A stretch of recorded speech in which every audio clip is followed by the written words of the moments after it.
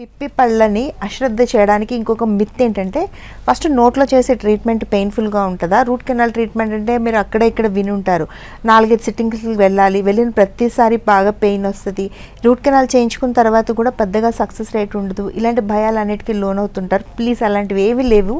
చాలా అడ్వాన్స్డ్గా సింపుల్గా చేస్తున్నాము. అందులో పాత డెంటల్లో అయితే రూట్ కెనాల్ ట్రీట్మెంట్కి ఒక సెపరేట్ డిపార్ట్మెంటే ఉంటుంది. ఎండోడాంటిక్స్ అంటారు వాటిని.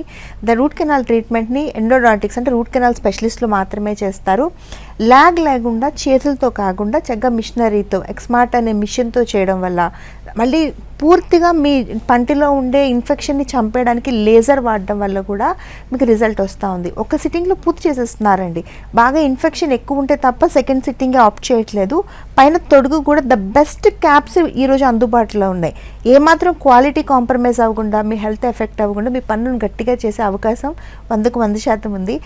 ఈరోజు కూడా మేము మా బ్రాంచెస్ అన్నిటిలో కూడా 4-5 పళ్ళకి రూట్ కెనాల్ చేయించుకోవడానికి వస్తున్నారు. అది కేవలం అశ్రద్ధ మాత్రమే. అలా చెయ్యొద్దు. వెంటనే వస్తే ఒక్కరోజు ఒక్కొక్కసారి అరగంట చేసే ఒక చిన్న ఫిల్లింగ్ ద్వారా కూడా పుచ్చు అనే దాన్ని పూర్తిగా నయం చేసుకోవచ్చు మనం.